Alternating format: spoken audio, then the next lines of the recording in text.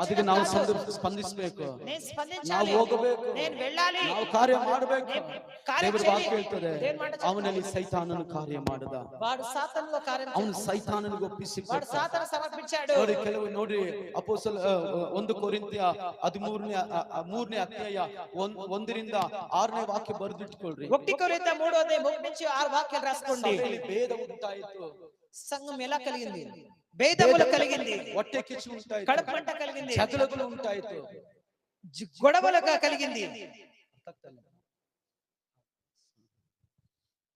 ಹೊಟ್ಟೆ ಕಿಚ್ಚು, ಭಯಂಕರ ಹೊಟ್ಟೆ ಕಿಚ್ಚು ಆಯ್ತು, భయంకరమైన కడుపుమంటలు కలిగింది. ಪೌಲ ಭಯಂಕರ ನೊಂದುಕೊಂಡ. పౌలు చాలా భయంకర. ಯಾರಾದ್ರೂ ಸಭೆಯಲ್ಲಿ ಜಗಳ ಮಾಡಿದ್ರೆ ನಮಗೆ ತುಂಬಾ ದುಃಖ ಆಗುತ್ತೆ. ఎవరైనా సంఘంలో గొడవ పడితే ಇವರಿಗೆ ಏನು ಯಾವ ತರ ವಾಕ್ಯ ಹೇಳ್ಬೇಕು, వీరికి ఎలా వాక్యం చెప్పాలి, ಇವ್ರನ್ನ ಯಾವ ತರ ರೆಡಿ ಮಾಡಬೇಕು, వీరిని ఎలా సరి చేయాలి. ಇನ್ನ ಸರಿ ಹೋಗಿಲ್ವಲ್ಲ, ఇంకా సరిపోలే కదా, ಇನ್ನ ಸರಿ ಹೋಗಿಲ್ಲ, ఇంకా సరిపోలే కదా. ಬೈಬಲ್ ಹೇಳ್ತದೆ,